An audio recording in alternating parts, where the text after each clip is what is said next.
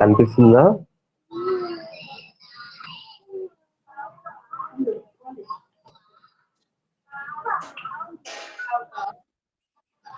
Screen కనిపిస్తుందా?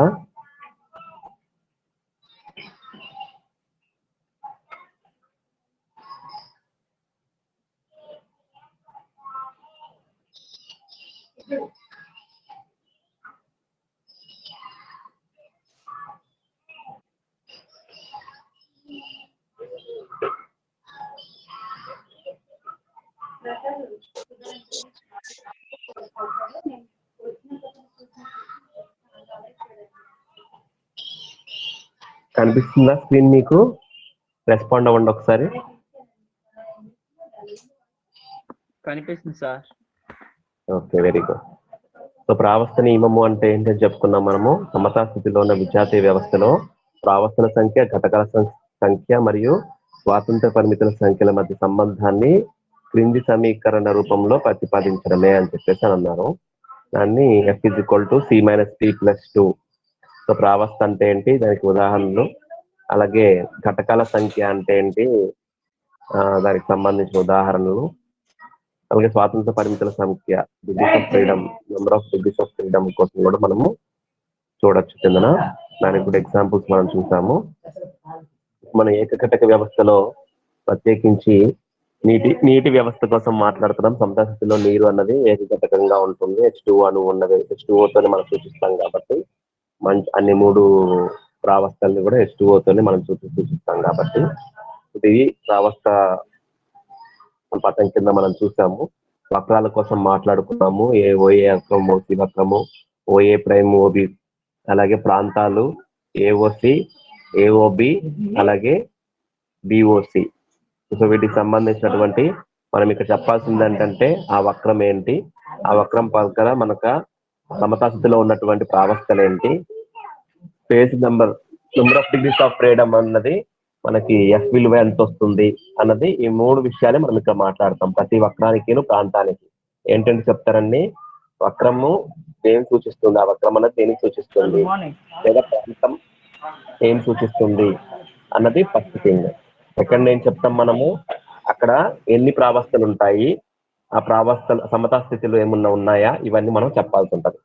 మూడవది వచ్చేటప్పటికి number of degrees of freedom, F విలువ ఎంత వస్తుంది అన్నది మనము ప్రైజ్ రూల్ ని అప్లై చేసి మనం చెప్పాల్సి ఉంటుంది. ఈ 3 విషయాలు ప్రధాని కోసం మాట్లాడతాం.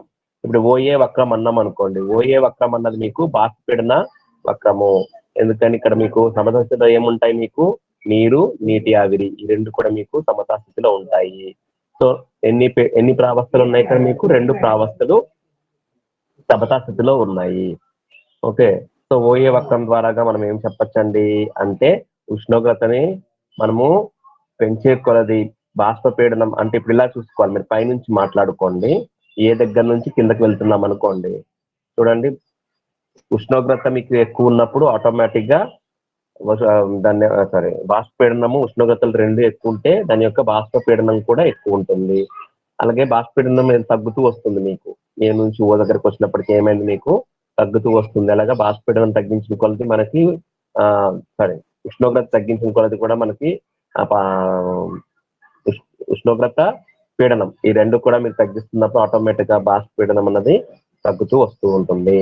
సో 1 అట్మాస్ఫియర్ దగ్గర ఎంత ఉన్నది మీకు బాష్పపీడనము నీటిది 100 డిగ్రీ సెంటీగ్రేడ్ ఉంది.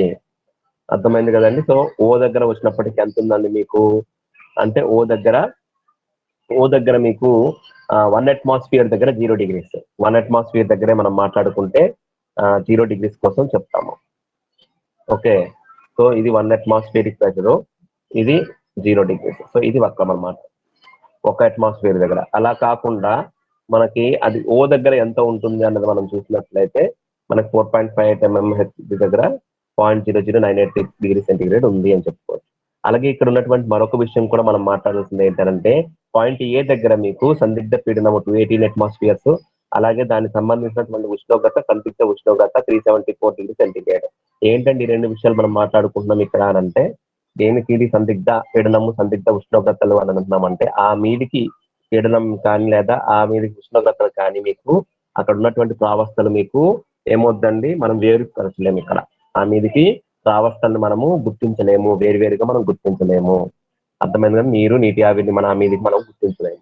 సో కాబట్టి ఏంటంటే ఏ ఉష్ణోగ్రతకి పైన ఎగువ లేదా ఏ పీడనం ఎగువ మనం రెండు ప్రావస్థలు నీటి యొక్క ప్రావస్థల్ని మనము గుర్తించలేము. దాన్ని మనం ఏమంటాము, సందిగ్ధ ఉష్ణోగ్రత లేదా సందిగ్ధ పీడనం అని చెప్పేసి చెప్తాము. ఓకే, సో ఇది ఓఏ వక్రానికి సంబంధించినటువంటి విషయం. ఈ విధంగా చెప్పుకుంటూ వెళ్తాం. క్లియర్? ఓకే, సో నెక్స్ట్ మనం మాట్లాడుకోవాల్సింది ఏంటంటే ఇక్కడ F = C-P+2 పరంగా ఏంటి, ఇక్కడ ఏకఘటక కాంపోనెంట్ ఏకఘటక వ్యవస్థ కాబట్టి P అన్నిట్లో కూడా ఒకటే ఉంటుంది. P వచ్చినప్పటికి ఏంటంటే ఇక్కడ రెండు ప్రావస్థలు ఉన్నాయి, నీరు నీటి ఆవిరి. సో కాబట్టి 2, P విలువ ఎంత వస్తుందని మీకు 2. సో F విలువని మనం ఇక్కడ క్యాలిక్యులేట్ చేసుకోవచ్చు, F విలువని క్యాలిక్యులేట్ చేసుకోవచ్చు. సో ఇక్కడ మీరు చూస్తున్నట్లయితే ఓఏ వక్రానికి సంబంధించినటువంటి అంశాలను ఇక్కడ మనం చూడొచ్చు. వివిధ ఉష్ణోగ్రతల వద్ద నీటికి నీటి ఆవిరి మధ్య సమతాస్థితిలో ఈ వక్రం సూచిస్తుంది. సమతాస్థితిని ఈ వక్రం చూపిస్తుంది. నీరు నీటి ఆవిరికి ప్రావస్థ నియమం ఒకటి అప్లై చేశాడు కదండి. F = C-P+2 1 - 2 + 1. సో ఇది ఇక్కడ మనం ఏమంటాము, ఈ వక్రాన్ని బాష్పీడన వక్రం అంటాము. ఈ వక్రం మీదుగా ఏ స్థానం వద్ద అయినా మనము స్వాతంత్ర పరిమితుల సంఖ్య ఎంత అని చెప్తున్నాం, 1. కాబట్టి ఏకచర వ్యవస్థ అని అంటాము. ఏ బిందువు దగ్గర ఉష్ణోగ్రత ఎంతగా 374 డిగ్రీ సంయుక్త ఉష్ణోగ్రతను సూచిస్తుంది. ఏ బిందువు దగ్గర రెండు ప్రావస్థలు ఒకదానికొకటి పూర్తిగా కలిసిపోతాయి. అదే కనుక మనం చెప్తాం, గుర్తించలేము, రెండు ప్రావస్థలు మనం గుర్తించలేము ఏ బిందువు తర్వాత నుంచి మీరు.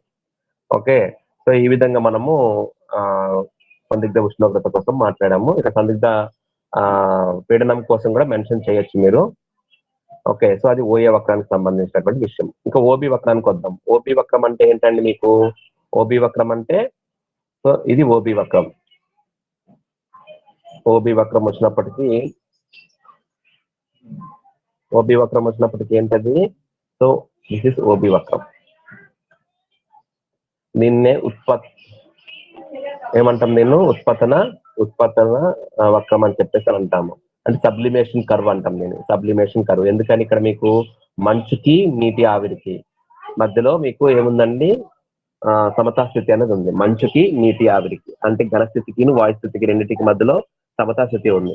ఎప్పుడైనా ఘనస్థితి నుంచి డైరెక్ట్ గా ద్రవస్థితి లేకుండా వాయుస్థితికి వెళ్ళిపోతుందో దాన్నే మనం ఏంటంటామని ఉత్పత్తనం అని చెప్పేసి అంటాం, సబ్లిమేషన్ అని అంటాము. సో అది సబ్లిమేషన్ సంబంధించిన వక్రం కాబట్టి ఉత్పత్తన వక్రం అని చెప్పేసి చెప్తాం. ఓకే, సో ఇంకొక విషయాన్ని ఇక్కడ మనం గమనించినట్లయితే దీనికి సంబంధించిన విషయాలు ఏంటో చూద్దాం. ఓబి వక్రానికి సో మంచు నీటి ఆవి రెండు సమతాస్థితిలో ఉన్నాయి. F = C-P+2 సూత్రాన్ని అనుసరించి 1 - 2 + 2 రెండు ప్రావస్థలు ఒక ఘటకము. సో దాని పరంగా మనకి 1 వచ్చింది. ఇక్కడ కూడా మీకు ఏకచర వ్యవస్థ అని చెప్పేసి అంటాం. ఈ వక్రం విభిన్న ఉష్ణోగ్రతల వద్ద మంచు బాష్పపీడనం ఏ విధంగా మారుతుందో తెలియజేస్తుంది. సో మంచు అన్నది డైరెక్ట్ గా మీకు ఉత్పత్తనం చెందేటువంటి విభిన్న ఉష్ణోగ్రతలు మనకు సూచిస్తా ఉన్నాయి. సో ఓబి వక్రం మంచు బాష్పపీడన వక్రం లేదా ఉత్పత్తన వక్రం అంటారు దీన్ని. ఈ బి వద్ద ఉష్ణోగ్రత ఎంత ఉందండి మీకు, -273 డిగ్రీ సెంటీగ్రేడ్. ఈ ఉష్ణోగ్రత బాష్ప స్థితికి అవకాశం లేదు. ఓబి వక్రం ఏకచర వ్యవస్థగా ఇది ఆల్రెడీ మనం చెప్పుకున్నటువంటి పాయింట్. బి వద్ద మనకి ఎంత ఉందండి ఉష్ణోగ్రత, -273 డిగ్రీ సెంటీగ్రేడ్ ఉంటుంది. ఇక కిందకి మీరు వెళ్ళే కొన్ని కూడా మనకి ఆ పాయింట్ దగ్గర నుంచి మీకు ఏ రకంగా కూడా మీకు రెండింటిని మనం గుర్తించలేము. వాయు లేదా మంచు స్థితులను మనము వ్యవస్థల్ని మనం గుర్తించడము కష్టంగా ఉంటుంది. ఓకే, సో ఈ విధంగా మనము ఓబి కర్వ్ కోసం మాట్లాడతాము. ఇక ఆ తర్వాత ఓసీ కర్వ్ అంటే మంచు నీరు. ఇక్కడ ఏమంటే ద్రవీభవన స్థానం లేదా ఘనీభవన స్థానం అని చెప్పేసి అనొచ్చు. ఈ రెండింటి పరంగా సంబంధించినటువంటి విషయం మనం చూడొచ్చు. ఇక్కడ ఏమైందండి, పీడన ప్రభావం బట్టి మనము ఈ వక్రము ద్రవీభవన స్థానం పైన ఏ రకమైన ప్రభావం చూపిస్తుందో మనకు చెప్తుంది వక్రము. ఓకే, సో ఇక్కడ మనకి మంచు నీరు సమతాస్థితిలో ఉంటాయని చెప్పుకున్నాము. ప్రావస్థ నియమం పరంగా ఇక్కడ కూడా = 1 అవుతాయి. అంటే వక్రాలన్నీ మీకు ప్రావస్థ నియమం ప్రకారంగా ఏకచర వ్యవస్థలే అవుతాయి. ఓకే, సో దీన్ని బట్టి వక్రం మీదుగా ఉష్ణోగ్రత పీడనం ఒకదానిపైన ఒకటి ఆధారపడి ఉంటుంది. ఓకే, సో ఇది మనకి ఓసి వక్రానికి సంబంధించినటువంటి విషయము. ఇక నెక్స్ట్ వచ్చినప్పటికీ త్రిక బిందువు అంటే పాయింట్ ఓ దగ్గర వచ్చినప్పుడు మాత్రం మీకు 3 సమతాస్థితిలో ఉంటాయి. ఏంటంటే మంచు నీరు నీటి ఆవిరి. సో ఈ ఫేజ్ రూల్ ప్రకారంగా ఏంటంటే F = C-P+P ఇక్కడ 3 అవుతుంది కాబట్టి మొత్తం మీకు జీరో అయిపోతుంది ఎఫ్ విలువ. దీని శూన్యచర వ్యవస్థ. అంటే ఇక్కడ ఏంటండి త్రిక బిందువు అని మీరు చెప్పాలంటే ఖచ్చితంగా మీరు ఏమేమి చెప్పాలి, ఉష్ణోగ్రతని పీడనంని చెప్పాల్సి ఉంటుంది. ఉష్ణోగ్రతలో కానీ పీడనంలో కానీ స్పెసిఫిక్ గా ఏ చిన్న మార్పు జరిగినా ఏదో ఒక ఫేజ్ అన్నది మీకు ఎగిరిపోవడం అన్నది కనిపిస్తుంది, ఒక మాయమైపోతుంది అన్నమాట మరొక ఫేజ్. ఓకే, సో కాబట్టి అది ఏదో ఒక వక్రంలోకి వెళ్ళిపోతుంది. అది ఓఏ వక్రం కావచ్చు, ఓబి కావచ్చు, ఓసి కావచ్చు. ఓకే, సో ఈ విధంగా మనం చెప్తాము. ఇక ప్రదేశాలకు వద్దాం. AOB, BOC, COA. ఏఓబి అన్నది దేనికి సంబంధించిందండి, బాష్ప ప్రావస్థ. అలాగే బిఓసి అంటే మంచు ప్రావస్థకు, సిఓఏ అంటే నీటి ప్రావస్థకు. సో ఇవన్నీ కూడా మనము ప్రాంతాలు మనం చూసాం అందులోని. అవి ఇక్కడ మనకి ఒక ప్రావస్థే ఉంటది కాబట్టి P = 1 అవుతుంది. సో F = విలువ 2 అవుతుంది. అంటే ఇక ప్రతి ప్రదేశము ద్విచర వ్యవస్థగా ఇక్కడ మనం మాట్లాడతాం. అంటే ఒక ప్రదేశంలో ఉండే వ్యవస్థలో ఏ విధమైన మార్పు లేకుండా దాని ఉష్ణోగ్రత పీడనాన్ని మనము మార్చవచ్చు. అంటే ఏంటంటే ఇక్కడ మీకు ఉష్ణోగ్రత పీడనము మీరు ఏది మార్చినా కానీ ఈజీగా అక్కడ మీకు అది ఆ ప్రావస్థలోనే ఉందని మనం గుర్తించవచ్చు. ఓకే, సో కాబట్టి ఇక్కడ మనకి F = 2. ఇక మరి ఇంకా లాస్ట్ మెటాస్టేబుల్ ఈక్విలిబ్రియం అంటే ఏంటండి, అస్థిర సమతాస్థితి. ఇది ఓఏ ప్రైమ్ వక్రము అని చెప్పేసి అని చూపించాం మనం, మెటాస్టేబుల్ స్టేట్ అని చెప్పేసి అంటాము. సో ఇక్కడ ఏం జరుగుతుందండి, ఓఏ ప్రైమ్ వక్రం అన్నది నీటి ఆవిరి అస్థిర సమతాస్థితిలోనే ఉంటాయి. అంటే ఇక్కడ ఏంటండి మీకు చూడండి, ఓఏ వక్రాన్ని పొడిగిస్తున్నాము, ఓఏ వక్రాన్ని ఇంకా అలా పొడిగిస్తున్నాం కాబట్టి అక్కడ ఏముంటుందండి, నీటి ఆవిరే ఉంటుంది. అంతేగాని మంచు నీటి ఆవిరి కింద మారలేదు ఇంకా. ఓకే, సో నీటి ఆవిరిగానే మీకు వస్తుంది. దీన్ని అస్థిర సమతాస్థితి అని చెప్పేసి అంటాము. ఓకే, సో అంటే నీటిని మనం శీతలీకరణ చేయడం అన్నది ఎలా చేస్తాము, స్లోగా అలాగే ఏ డిస్టర్బెన్స్ లేకుండా నీరుని మనం అలాగా తీసుకుంటూ వెళ్తూ ఉంటే మన నీటి ఆవిరి సమతాస్థితి అన్నది మీకు కంటిన్యూ అవుతూనే ఉంటుంది. సో దీన్నే మనం ఏంటంటే అతి శీతల స్థితి అని చెప్పేసి అని అంటాము. అయితే కేవలం ఇదేంటండి, మంచును కరిగించడం ద్వారా పొందలేం కానీ నీరును మంచుగా మార్చే ప్రక్రియలో మనం ఈ యొక్క స్థితిని మనము పొందవచ్చు. సో వ్యవస్థ అంతా ఒక్కసారిగా మంచుగా మారి ఓఏ ప్రైమ్ వక్రం ఓబితో కలిసిపోతుంది. ఎప్పుడండి, దీంట్లో ఏదైనా కానీ మీరు మంచు ముక్కను వేసినా లేకపోతే అది కొద్దిగా కదిలించబడినా ఆటోమేటిక్ ఏమవుద్దండి, ఈ అస్థిరమైనటువంటి స్థితి అన్నది సమతా స్థితి అన్నది మీకు ఓబి వక్రంతో కలిసిపోతుంది అనమాట.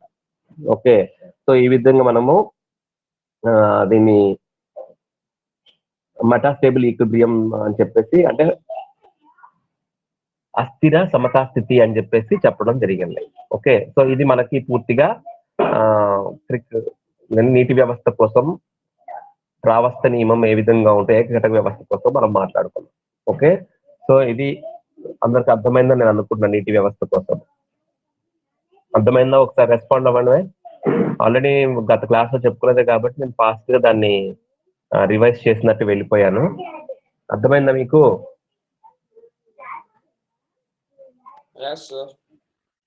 Okay okay, so next will go with, అంటే ఇక్కడ మీరు గుర్తుపెట్టుకోవాల్సిన విషయం ఏంటనంటే ఈ F number of degrees of freedom కోసం ఒకసారి మళ్ళీ జాగ్రత్తగా వినండి. మనం ఏం చెప్తున్నాము, ఓఏ వక్రంలో వక్రం పైన F = 1 అయింది, ప్రాంతంలో F = 2 అయింది, పాయింట్ ఓ దగ్గర F = 0 అయింది. ఓకే, ఎందుకు పాయింట్ ఓ దగ్గర 0 అయింది అని అంటే ఇక్కడ ఖచ్చితంగా మనము రెండు విషయాలు ప్రస్తావించాలి. ఏదండి, ఉష్ణోగ్రత పీడనం ఏది మార్పు చెందినా మీకు ఆ మూడు ప్రావస్థల్లో ఒక ప్రావస్థ వెళ్ళిపోతుంది అనమాట. సో కాబట్టి ఇక్కడ ఏంటంటే ఖచ్చితంగా మనకి ఇక్కడ రెండు అంశాలపైన పూర్తిగా మీకు ఆధారపడటం అనేది ఉంటుంది.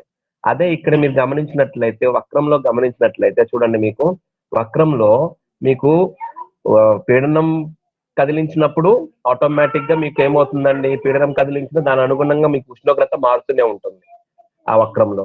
అంటే ఓ దగ్గర నుంచి ఏ వరకు మీకు వెళ్లే కొలది కూడా పీడనం మార్పు చెందినప్పటికీ ఉష్ణోగ్రత మారుతూనే వచ్చింది, లేదా ఉష్ణోగ్రత మారుతున్న కొలది మీకు పీడనం మారుతూనే వస్తుంది. ఓకే, ఏదో ఒక అంశం పైన మీరు డిపెండ్ అయిపోవచ్చు. సో కాబట్టి దీన్ని యూనివేరియంట్ అని చెప్పేసి అంటాము, ఏకచర వ్యవస్థ అని చెప్పేసి అని అంటాము. అదే మీకు ప్రావస్థలో అదే ప్రాంతాల్లో చూసినట్లయితే ఏమైందంటే F = 2 అయింది. ఎందుకు F = 2 అయింది ఇక్కడ మీకు అని అంటే, ఇక్కడ మీరు చూసినట్లయితే ఉష్ణోగ్రత అలాగే పీడనము ఈ ప్రాంతంలో ఎక్కడ మీరు సూచించాలన్నా కానీ మీకు ఆ పర్టికులర్ ఉష్ణోగ్రత వద్ద పీడనాలు మార్చచ్చు. ఓకే, లేదా ఆ పర్టికులర్ పీడనం వద్ద మనము ఉష్ణోగ్రతని మార్చచ్చు. రెండు కదలవి ఇక్కడ. అర్థమైంది కదండి. సో మనము రెండు మార్పు చెందించవచ్చు, లేదా ఒకటి మార్పు చెందించినా మీకు ఆ ప్రావస్థలోనే ఉంటుంది. అర్థమైంది కదండి. సో అందుకనే ఇక్కడ మనం ఏంటని అంటాము, F=2 బైవేరియంట్ అని చెప్పేసి చెప్తాం అన్నమాట. సో ఈ విధంగా అంటే ద్విచర వ్యవస్థ ఇక్కడ రెండు మార్చినప్పటికి కూడా మనకి ఏమవుతుందండి, ప్రావస్థలో మీకు ఏ రకమైనటువంటి వ్యత్యాసం రాదు ఆ ప్రాంతంలో. అది ప్రావస్థ అదే విధంగా ఉంటుంది. కానీ ఏ ఒక్కటి మీరు ఇక్కడ చెప్పినా ఇంకోటి ఆటోమేటిక్ గా డిఫైన్ అవ్వడం అన్నది జరగదు. ఓకే, రెండు సూచించాల్సి ఉంటది. ఈ విధంగా మనము ప్రావస్థ కోసం మాట్లాడతాం. ఇదేంటి number of degrees of freedom కోసం మనం మాట్లాడాం. Okay, so now will go with the second category. దీన్నే ఏమంటామంటే సంగ్రహ ప్రావస్థ నియమము అంటాం. దీన్నే కండెన్స్డ్ ఫేస్ రూల్. సంగ్రహ ప్రావస్థ నియమము, కండెన్స్డ్ ఫేస్ రూల్. ఏంటండి కండెన్స్డ్ ఫేస్ రూల్? చూడండి, కేవలం ఘన ద్రవ ప్రావస్థలనే పరిగణిస్తూ ఒక అట్మాస్ఫియర్ స్థిరపీడనం వద్ద నిర్వహించే వ్యవస్థను మనము సంగ్రహ వ్యవస్థ అని చెప్పేసి అంటాము. అంటే ఏంటండి, ఇక్కడ మనము ఇంతకు ముందు ఏకఘటక వ్యవస్థలో మనం చూసినటువంటి విషయం ఏంటంటే, అక్కడ పీడనాన్ని ఉష్ణోగ్రతని మాత్రమే మనం పరిగణలోకి తీసుకొని ఆ విధంగా మనం చెప్పాము. కానీ సంగ్రహ వ్యవస్థలో ఏమవుద్దంటే, పీడనాన్ని మనం ఇక్కడ ఒక అట్మాస్ఫియర్ దగ్గర స్థిరీకరించి అక్కడ మనం మార్పు చేయాల్సిన దేని పరంగా మాట్లాడతామండి అంటే ఘన ద్రవ ప్రావస్థల కోసం మనం మాట్లాడతాము. ఘన ద్రవ ప్రావస్థల కోసం మాట్లాడుతున్నాము అని అంటే కేవలం ఉష్ణోగ్రత, గాఢత ఈ రెండు కాన్సెప్ట్స్ ఇక్కడ మనం పరిగణలోకి తీసుకుంటాం. కాబట్టి 2 అన్న కాన్సెప్ట్ ఇక్కడ ఏమైందండి 1 కింద మారిపోయింది. ఓకే, సో F=P+1 అవుతుంది. దీన్ని మనము సంగ్రహ ప్రావస్థ వ్యవస్థ, రెడ్యూస్డ్ ఫేజ్ రూల్ లేదా కండెన్స్డ్ ఫేజ్ రూల్ అని చెప్పేసి అంటాం. F= మామూలుగా సూత్రం ఏంటి, గిబ్స్ ఫేజ్ రూల్ F=P+2. కానీ ఎప్పుడైతే మనము పీడనం అన్నది 1 అట్మాస్ఫియర్ కింద ఉంచేసి తర్వాత మిగిలినంతా మనం స్టడీ చేస్తున్నప్పుడు ఘన ద్రవ స్థితుల కోసం మనం మాట్లాడినప్పుడు ఏమవుద్దండి, సూత్రము F=P+1 అవుతుంది. ఓకే, సో ఈ విధంగా ఇక్కడ మనం చూసినట్లయితే ద్విఘటక వ్యవస్థకి బెస్ట్ ఎగ్జాంపుల్ లెడ్ సిల్వర్ వ్యవస్థ. ఈ లెడ్ సిల్వర్ వ్యవస్థ యొక్క ప్రావస్థ చిత్రం ఈ విధంగా ఉంటుంది, మీరు చూడొచ్చు. చూడండి, మీకు నిలువున ఉన్నటువంటిది ఏంటంటే ఉష్ణోగ్రతలకు సంబంధించినటువంటిది. వై అక్షాలు అటు ఇటు తీసుకుంటున్నాము. ఎక్స్ అక్షం కింద మీరు తీసుకున్నట్లయితే దేనికి సంబంధించింది, ఇది మీకు గాఢతలకు సంబంధించినటువంటి విషయం. సంఘటనం లేదా గాఢతకు సంబంధించినటువంటి విషయం.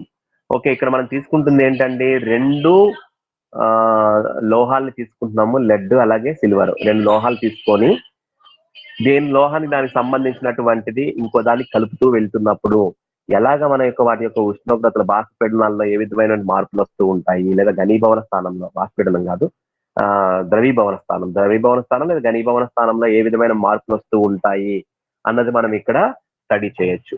ఓకే, సో ఒకసారి మీరు గమనించినట్లయితే ఎక్స్ట్రీమ్ లెఫ్ట్ లో అంటే ఈ చివరి భాగంలో మనం ఏం తీసుకున్నామండి, ఈ చివరి భాగంలో మనం తీసుకున్నటువంటి దగ్గర 100% లెడ్, అచ్చంగా లెడ్ మాత్రమే ఉంది.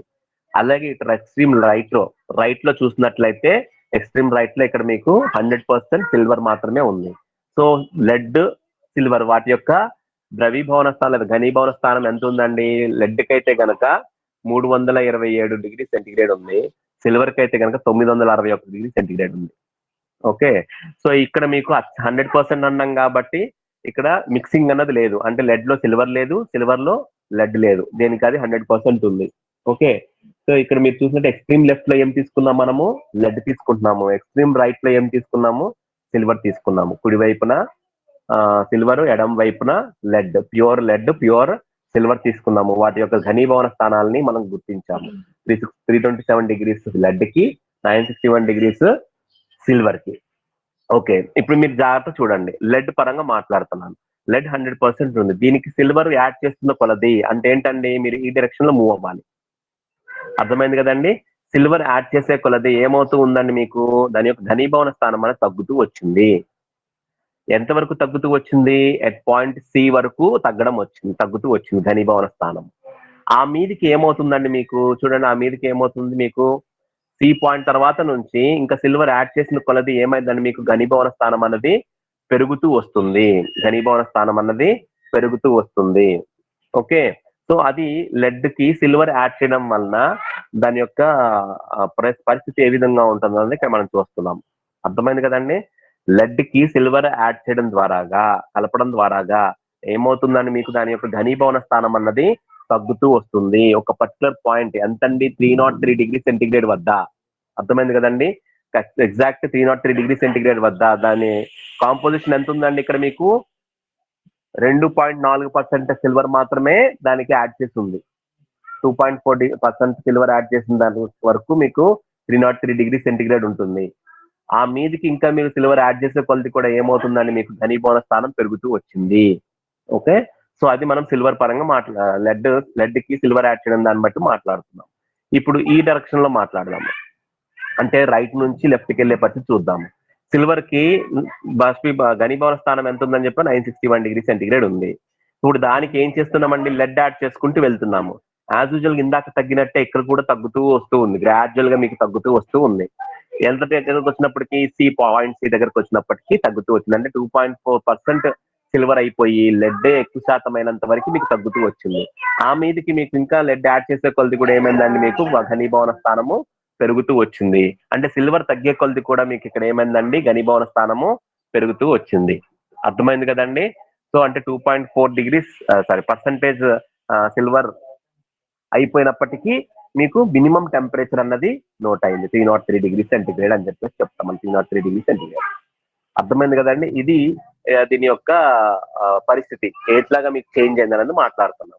సో ఇప్పుడు ఈ పట్టికలో ఈ యొక్క పట్టంలో చిత్రంలో మనం చూసినట్లయితే కొన్ని అంశాలను మనం ఇక్కడ చూద్దాము. ఇక్కడ ఏంటంటే 2 రకాల వక్రాలు కనిపిస్తున్నాయి, బీసీ వక్రము, ఏసీ వక్రము. అర్థమైంది కదండి. బీసీ వక్రము, ఏసీ వక్రం అన్నది 2 కనిపిస్తున్నాయి. ఏంటంటే ఇది ఏసీ వక్రం ఏమో మీకు లెడ్ సంబంధించినటువంటి ఘనీభవన స్థాన వక్రం కింద మనం మాట్లాడచ్చు. అదే సిల్వర్ కి సంబంధించినప్పటికి వచ్చినప్పటికి ఏం మాట్లాడచ్చండి మీరు అంటే ఈ బీసీ కర్వ్ మీకు ఘనీభవన స్థాన వక్రాన్ని కింద చెప్తాము. ఓకే, సో ఇప్పుడు మీకు ప్రాంతాల్లో ఏంటేంటి ఉన్నాయి అన్నది ఒకసారి మాట్లాడదాం. ఏసీబీ ప్రాంతం మీరు చూసినట్లయితే అంటే ఏంటండి, ఈ ప్రాంతం మీరు గమనించినట్లయితే ఈ ప్రాంతంలో ఏంటుందండి, పూర్తిగా కరిగిపోయినటువంటి పరిస్థితి, మోల్టెన్ స్టేట్, లిక్విడ్ మెల్ట్ అంటాం, ద్రవం అని చెప్పేసి చెప్తాము. సో ద్రవం అన్నది ఒక ప్రావస్థ, ఇక్కడ మీకు ఒకటే ప్రావస్థ. ఓకే, సో అలా కాకుండా ఇక్కడ మీకు చూసినట్లయితే బీసీఈ అలాగే ఏసీడి ఈ 2 మీరు చూసినట్లయితే చూడండి, కొంత ద్రవంతో పాటుగా ఘన సిల్వర్ ఉంటుంది ఎప్పుడు, ఎక్కువ శాతం సిల్వర్ ఉన్న టైంలో. అర్థమైంది కదండి. అలాగే మీకు ఏసీడీ చూసినట్లయితే అంటే లెడ్ పరంగా మాట్లాడుతున్న పరిస్థితి ఉంది కాబట్టి ఘన లెడ్ ఉంటుంది, కొంత ద్రవం అన్నది ఉంటుంది. సో కాబట్టి ఈ ప్రాంతాల్లో ఇక్కడ మీరు చూసినట్లయితే బీసీఈ అలాగే ఏసీడీలో 2 ప్రావస్థలు ఉన్నాయి, కొంత ద్రవం ఉంది అలాగే ఘన సిల్వర్ ఉంది. అర్థమైంది కదండి. సో ఈ విధంగా మనం గమనించినట్లయితే బీసీ వక్రం దేనికి సమతా స్థితిలో ఉన్నట్టుందండి, ద్రవానికి ఘన సిల్వర్కి. అలాగే ఇక్కడ కూడా మీకు ఏసీ అన్నది మీకు సమతా స్థితి దేనికి వచ్చిందండి, ద్రవంకి ఘన లెడ్కి. సో ఇలాగా మీకు ఏం చెప్తామంటే ప్రావస్థలు వక్రం పైన 2 ఉంటాయి. ప్రాంతాల్లో బీసీఈ ఏసీడీలో కూడా 2 ప్రావస్థలు వస్తాయి, కేవలం ఏసీబీలో మాత్రం మీకు ఒక ప్రావస్థ మాత్రమే ఉంటుంది. సో ఇవన్నీ గమనించినట్లయితే ఇక్కడ F ఒక ప్రావస్థ ఉంటే ఎంత అవుతుందండి, F C-P+1 పరంగా ఒక ప్రావస్థ 2 ఘటకాలు. ఇక్కడ సిల్వర్ కోసం మాట్లాడుతున్నాం, లెడ్ 2 లోహాలే కాబట్టి 2 ఘటకాలు, -1 ఒక ప్రావస్థే ఉంది, +1. సో F ఏమైందండి ఇక్కడ, F C-P+1. ద్రవం అంతా ఒకటే కదండి, సో ప్రావస్థ ఒకటే ఉంది, ఒక ప్రావస్థ. సో -1 +1 పోతే F 2 అవుతుంది ఇక్కడ. సో ద్రవం దగ్గర ఏంటండి మీకు F 2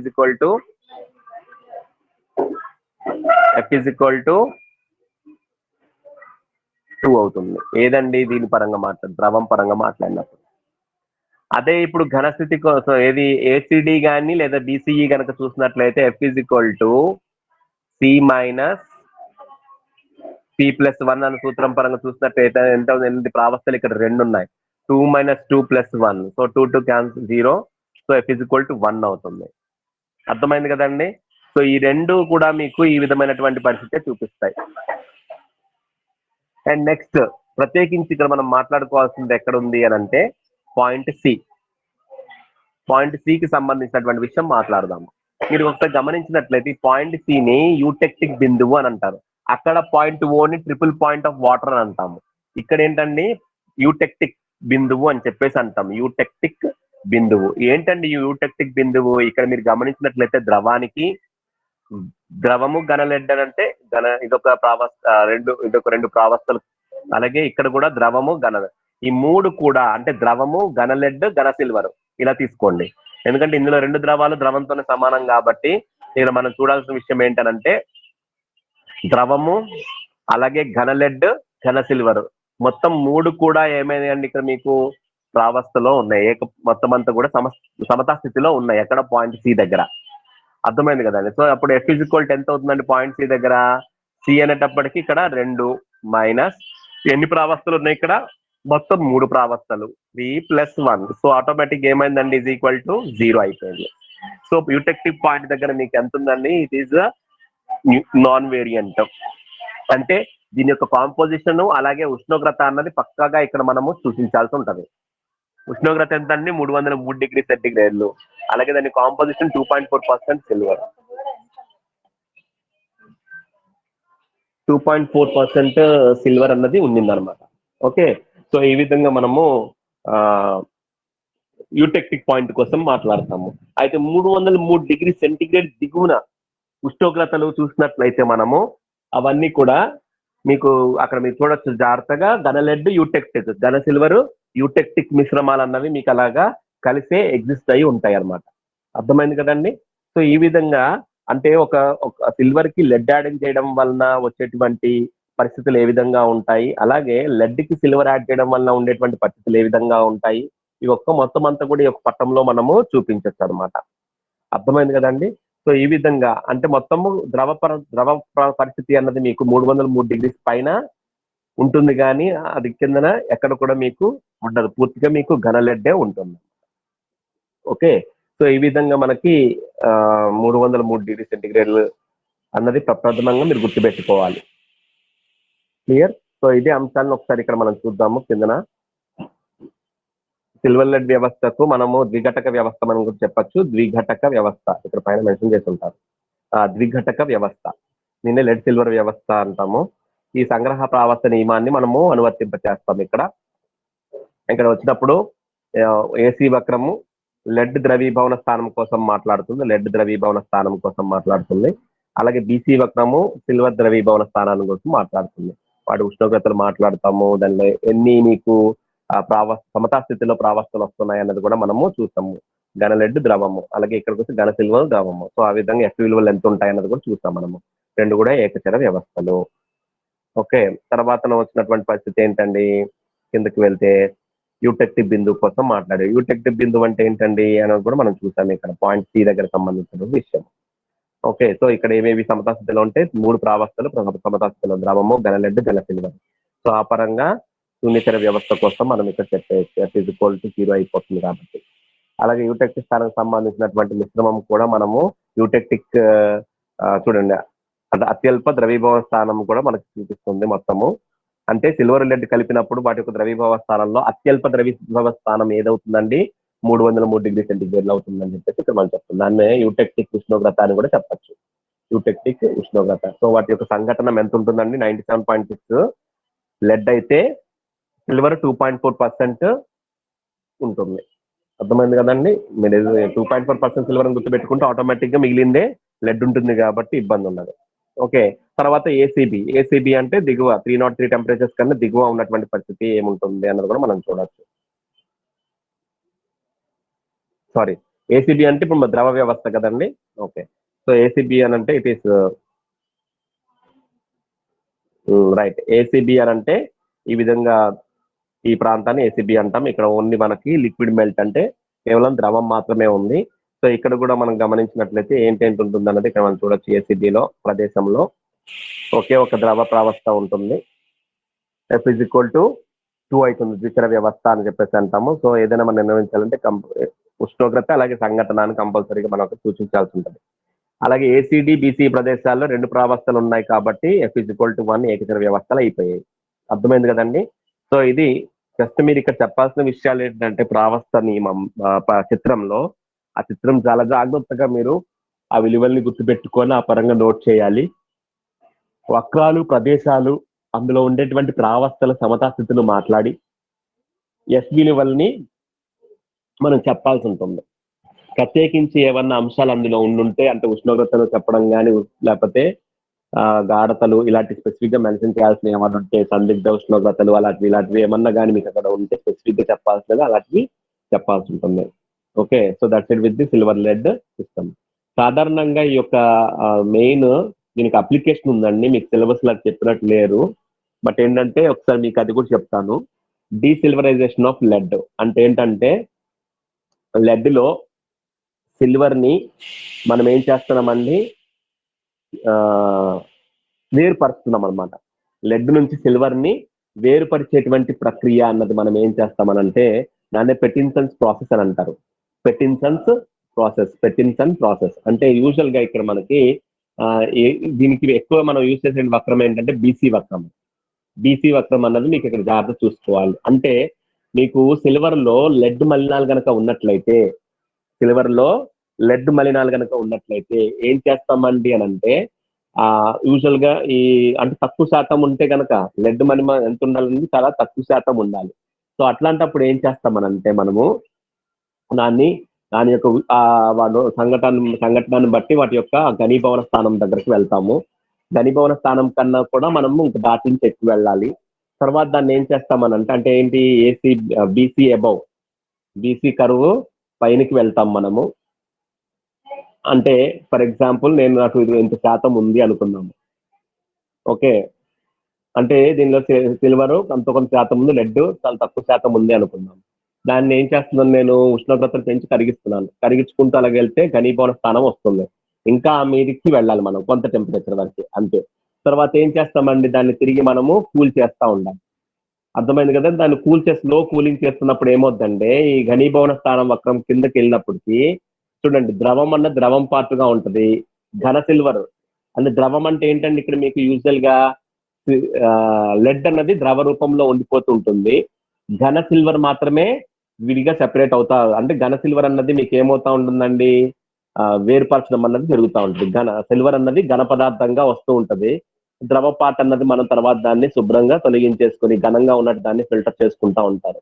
అలాగే ఏంటనంటే మీకు సిల్వర్ లో లెడ్ అన్నవి మలినాలుగా ఉంటున్నప్పుడు ఆ సిల్వర్ లో ఉన్నటువంటి లెడ్ మలినాలను ఎలా తొలగిస్తారు అని అంటే ఈ యొక్క పెటిన్సన్ ప్రక్రియ అని చెప్పేసి అంటాము. దీనిలో ఏం చేస్తామంటే దాని ఘనీభవన స్థానం కన్నా కొద్దిగా ఎగువ ఉష్ణోగ్రత వద్ద దాన్ని కరిగించి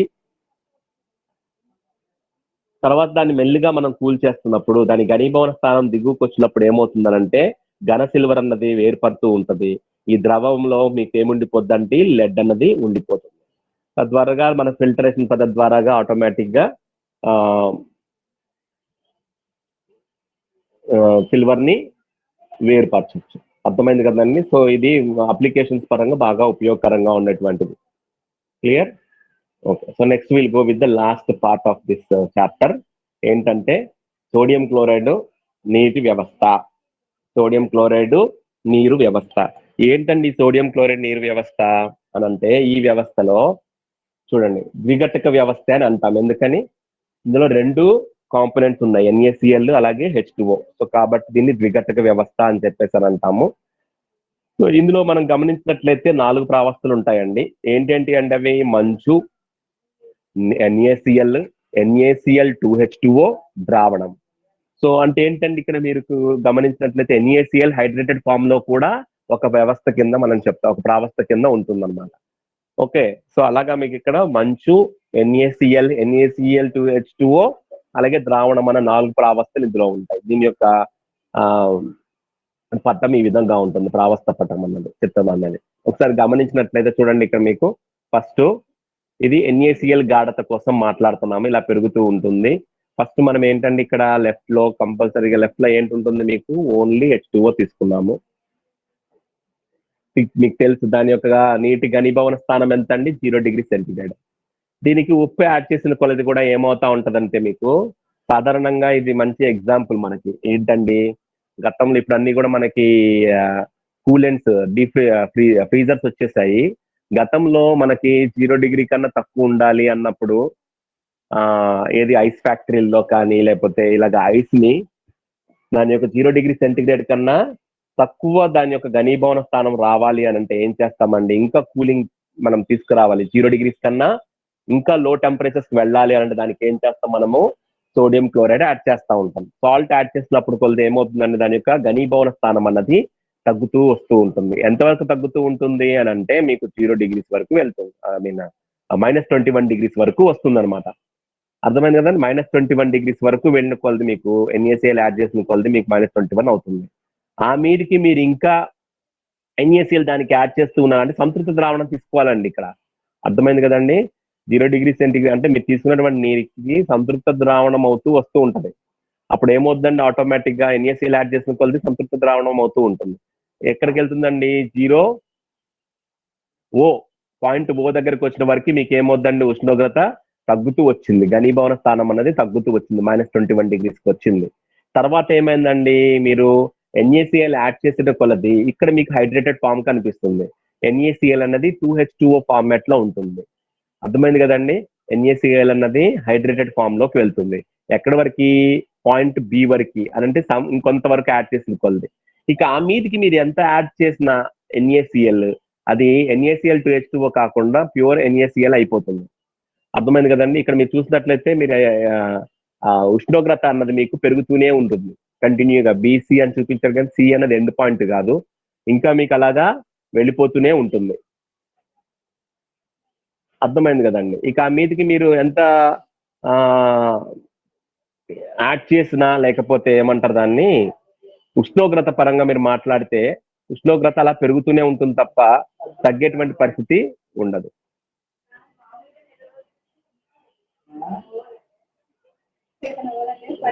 ఈ విధంగా మనము NaCl కి సంబంధించినటువంటి విషయాల్ని, అంటే H2O NaCl వాటర్ కి యాడ్ చేయడం వలన దానిలో వస్తుంది, దాని యొక్క ఘనీభవన స్థానంలో వచ్చేటువంటి మార్పుల కోసం ఈ యొక్క చిత్రం అన్నది మీకు సూచిస్తుంది అనమాట.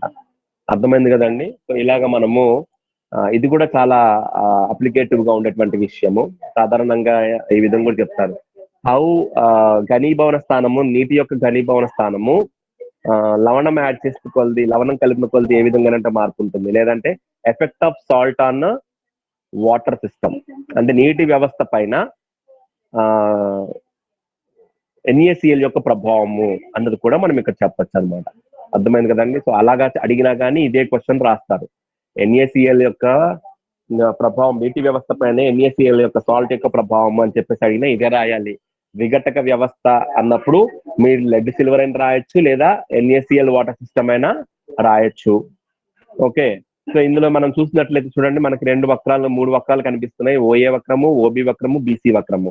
OA వక్రం నీటి ఘనీభవన స్థానం కోసం మాట్లాడుతుంది. ఇక్కడ మీకు జరుగుతున్నటువంటిది ఏంటంటే 2 ప్రావస్థలు ఉంటాయి, ద్రావణము అలాగే మంచు ప్లస్ సంతృప్త ద్రావణం. అలాగే ఇక్కడ చూసినట్టు OB వక్రానికి సంబంధించినటువంటి సార్ద్ర NaCl అని అంటాము. సార్ద్ర NaCl అంటే నీటి హైడ్రేటెడ్ వాటర్ అని చెప్పేసి, హైడ్రేటెడ్ NaCl అని చెప్పేసి అంటాము.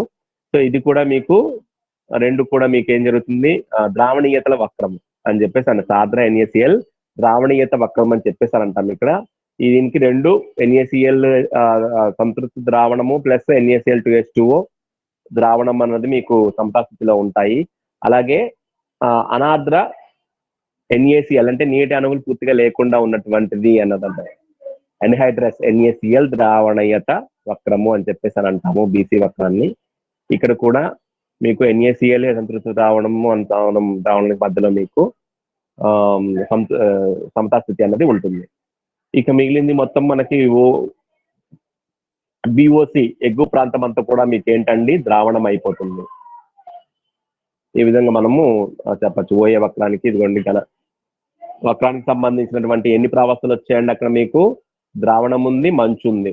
సో కాబట్టి ఇక్కడ మీకు 2 ప్రావస్థలు వస్తాయి. 2 ప్రావస్థలు వస్తున్నాయి కాబట్టి 2 - 2 + 1 = 1 అయిపోతుంది. అలాగే OB వక్రానికి కూడా మీకు ఏమైందండి, 2 ప్రావస్థలు ఉంటాయి. ఓకే, H2O NaCl H2O ఒకటి, అలాగే ద్రావణం ఒకటి. కాబట్టి మీకు 2 ప్రావస్థలు వస్తున్నాయి ఇక్కడ కూడా ఏకచర వ్యవస్థ. అలాగే BC కరువు కూడా మీకు బీసీ కరువులోకి ఏమైంది అనాద్ర NaCl అలాగే ద్రావణం. ఇక్కడ రెండు ఉన్నాయి, NaCl అనాద్ర NaCl ద్రావణము సమతా స్థితిలో ఉన్నాయి రెండు ఫేజెస్. ఇక్కడ కూడా మీకు ఏమైందండి ఏకచర వ్యవస్థ అయింది. ఓకే, సో ఇక్కడ మనము ఏ బిందువు దగ్గర నీటి యొక్క ఘనీభవన స్థానం 0 డిగ్రీ సూచిస్తుంది, బి బిందువు దగ్గర NaCl2H2O యొక్క అసంగత ద్రవీభవన స్థానాన్ని సూచిస్తుంది. ఓకే, అసంగత ద్రవీభవన స్థానాన్ని సూచిస్తుంది NaCl2H2O అని. అంటే అలాగే ఈ బిందువు వద్ద అనాద్ర NaCl కనిపిస్తుంది. ఈ బిందువు వద్ద మనకి ఏంటి కనిపిస్తుంది, అనాద్ర NaCl కూడా. ఈ బిందువు దగ్గర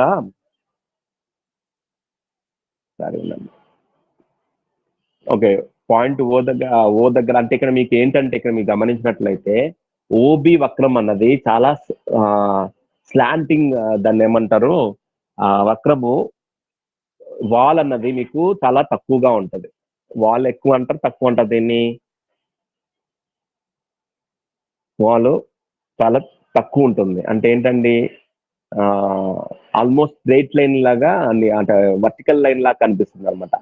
ఓకే, సో అంత దగ్గరగా అంటే బీసీ కర్వ్కి ఓబీ కర్వ్కి మీకు చాలా తక్కువ వ్యత్యాసం ఉంటుంది, చాలా తక్కువ వ్యత్యాసం ఉంటుంది. కాబట్టి పాయింట్ ఓ దగ్గర ఈవెన్ కొంత మీకు అనాద్ర NaCl కూడా కనిపిస్తుంది, అనాద్ర NaCl కూడా కనిపిస్తుంది.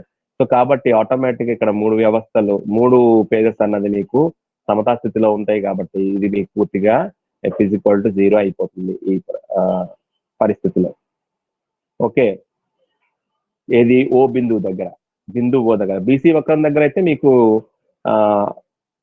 పాయింట్ బి దగ్గర మీరు గమనించినట్లయితే చూడండి, ఇక్కడ మీకు సాద్ర NaCl తో సంబంధించినటువంటిది అనాద్ర NaCl రెండు మీకు ఇక్కడ సమతా స్థితిలోకి వస్తుంటాయి. పాయింట్ బి దగ్గర ద్రావణము అనాద్ర NaCl, సాద్ర NaCl. పాయింట్ బి దగ్గర కూడా మీకు అంటే 0.15 డిగ్రీ సెంటిగ్రేడ్, 0.15 డిగ్రీ సెంటిగ్రేడ్ దగ్గర మీకు యూ కెన్ సి మూడు ప్రావస్థలు సమతా స్థితిలో కనబడుతుంది. ఇక్కడ కూడా F=0 అయిపోతుంది. అలాగే పాయింట్ ఓ దగ్గరకు వచ్చినప్పటికీ మీకు మంచు, NaCl అలాగే ద్రావణం ఈ మూడు కూడా మీకు సమతా స్థితిలోకి వస్తాయి. కాబట్టి ఇక్కడ కూడా మీకు F=0 గానే ఉంటుంది. ఓకే, సో ఈ విధంగా ఆ పాయింట్స్ అన్నిటిని కూడా మనం చెప్పుకుంటాము. ఇక్కడ చూడండి, పాయింట్ ఓ స్పెసిఫిక్ గా ఒక పేరు పెట్టాం, దాన్ని సాల్ట్ హైడ్రేట్ లేదా క్రయో హైడ్రేట్ అని అంటారు. సాల్ట్ హైడ్రేట్ లేదా క్రయో హైడ్రేట్ అని చెప్పేసి అంటాం. అంటే ఏంటి, ఇక్కడ నుంచి మీకు NaCl అన్నది హైడ్రేటెడ్ ఫామ్ లో కనిపిస్తుంది అనేసి. ఓకే, సో అందుకనే దీన్ని సాల్ట్ హైడ్రేట్ లేదా క్రయో హైడ్రేట్ అని చెప్పేసి అని అంటాం. క్లియర్? సో దీన్నే మనము ఫ్రీజింగ్ మిక్సర్స్ కింద కూడా మనం మాట్లాడతాము. యూటెక్టిక్ ఉష్ణోగ్రత అని కూడా చెప్తాం దాన్ని. యూటెక్టిక్ ఉష్ణోగ్రతలు అన్నవి ఏ విధంగా ఉంటాయి మిశ్రమాలకి అన్నది మనం ఇక్కడ చూడొచ్చు. రకరకాల మిశ్రమాలు నీటిలోకి సంబంధించినటువంటిది ఇక్కడ మీరు చూడండి. -21 డిగ్రీ సెంటిగ్రేడ్ NaCl మంచుకు సంబంధించింది. అలాగే మంచు అమ్మోనియం నైట్రేట్ కలిపినప్పుడు -18 డిగ్రీ సెంటిగ్రేడ్ వస్తుంది. అలాగే అమ్మోనియం క్లోరైడ్ కలిపితే -16 డిగ్రీ సెంటిగ్రేడ్ వస్తుంది. వాటి యొక్క పర్సంటేజ్లు కూడా ఇక్కడ పక్కన ఉన్నాయండి. ఎంత పర్సంటేజ్ ఆఫ్ మీకు లవణం అందులో ఉండడం ద్వారాగా ఎంత టెంపరేచర్ అన్నది మీకు దాని క్రయోహైడ్రేట్ ఉష్ణోగ్రత, యూటెక్టిక్ ఉష్ణోగ్రత లేదంటే సులభ ద్రవీభవన ఉష్ణోగ్రత. ఒక రకంగా చెప్పాలి అని అంటే ఒక సాల్ట్ మీరు వాటర్ కి యాడ్ చేసినప్పుడు దానికి అత్యల్ప ఉష్ణోగ్రత ఏదెక్కడ వస్తుంది అన్నది కూడా మనము క్రయోహైడ్రేట్ ఉష్ణోగ్రత అని చెప్పచ్చు. అత్యల్ప ఉష్ణోగ్రత ఎక్కడ వస్తుంది అన్న దాన్ని బట్టి కూడా మనము అంటే ఏంటిది ఘనీభవన స్థానం, అత్యల్ప ఘనీభవన లేదా ద్రవీభవన స్థానం ఎక్కడ వస్తుందో చూసుకొని దాన్ని బట్టి మనము దాని క్రయోహైడ్రేట్ ఉష్ణోగ్రత లేదా యూటెక్టిక్ ఉష్ణోగ్రత అని కూడా చెప్తాము. ఇది యూజువల్ గా మీకు క్రయోహైడ్రేట్ యూటెక్టిక్ అన్న అంశాన్ని 5 మార్క్స్ కింద ఉంటుంది. ఫ్రీజింగ్ మిక్సర్స్ కూడా చెప్పండి అని అంటే, ఎందుకు వీటిని ఫ్రీజింగ్ మిక్సర్స్ అని అంటావు అంటే మనము తక్కువ టెంపరేచర్ అన్నది మనకు కావాలి అనుకుంటున్నప్పుడు వాటి సాధారణంగా ఉన్నటువంటి ఉష్ణోగ్రత ద్రవీభవన స్థానం ఎంత ఉందో దానికన్నా తక్కువ ఉష్ణోగ్రతలు మనకు కావాలనుకున్నప్పుడు ఈ విధంగా మనము మిశ్రమాలు అన్నట్టు మనము తీసుకోవాలి. ఘనీభవన మిశ్రమాలు బాగా వాడుకలో ఉన్నటువంటిది ఏంటనంటే మనకు తెలిసినటువంటిది NaCl వాటర్ అన్నది చాలా బాగా మనకు తెలిసినటువంటి విషయం. అర్థమైంది కదండి? సో దీంతో మనకి ప్రావస్థ నియమం అన్నది పూర్తిగా అయిపోయింది. ఓకే, ఇందులో మీరు చదువుకున్నటువంటి అంశాలు ఏంటేంటి అన్నది ఒకసారి గమనించినట్లయితే ప్రావస్థ నియమం అంటే ఏంటి, అందులో ఉన్నటువంటి అంశాలన్నింటినీ కూడా పదాలని మనం వివరించడము ఉదాహరణలతో. తర్వాత ఏకఘటక వ్యవస్థ, నీటి వ్యవస్థను. ద్విఘటక వ్యవస్థలో 2 ఉన్నాయండి, ఒకటి నెట్ సిల్వర్ సిస్టమ్, ఇంకోటి NaCl వాటర్ సిస్టమ్. ఇక లాస్ట్ కి ఫిజీ మిశ్రమాల కోసం మనం మాట్లాడదాం, ఘనీభవన మిశ్రమాల కోసం మాట్లాడతాం. Clear? So that it with this phase review. అయిపోయిందండి మీకు సిలబస్ అంతా కూడా. ఐ హోప్ మీకు అర్థమైందని అనుకుంటున్నాను. ఎంతమందికి అర్థమైంది ఒకసారి మీరు రెస్పాండ్ అయితే దెన్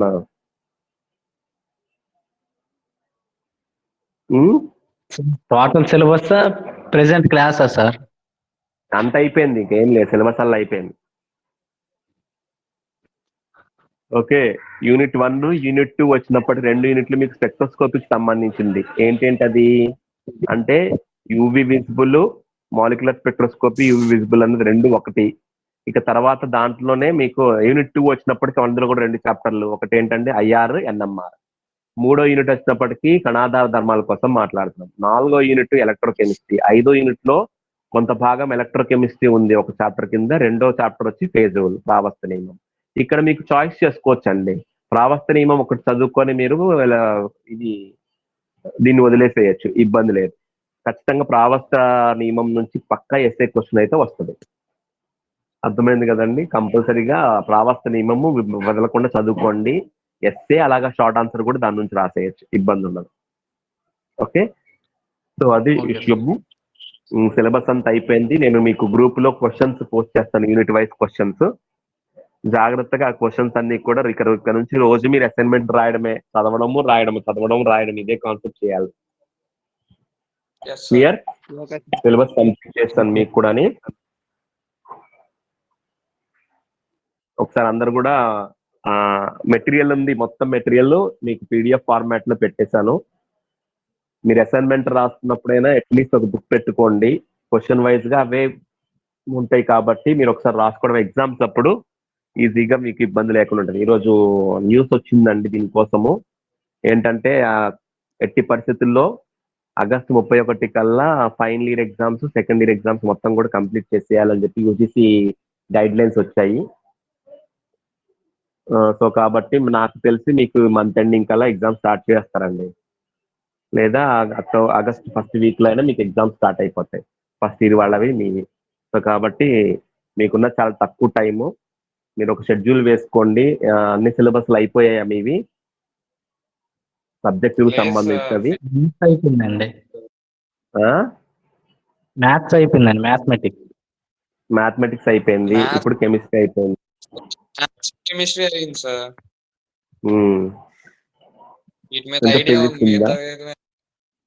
ఫిజిక్స్ అవ్వలేదండి.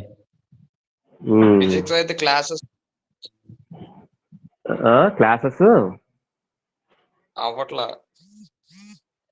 అవడం లేదా? ఫిజిక్స్ క్లాసెస్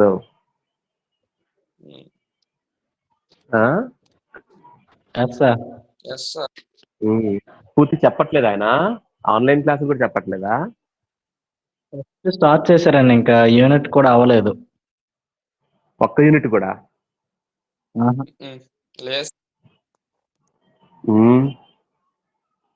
ఒక యూనిట్ కూడా అవ్వకపోతే ఎలాగా? మీకు క్లాస్ టీచర్ ఎవరు మీకు? అతనేనా? షణ్ముఖరావు సార్. అదే మరి అది చెప్పకపోతే ఎట్లా? ఇంకా మీకు టైం లేదు అసలు. ఎప్పుడు చదివేస్తారు మరి అది చెప్పిందంతా కూడా?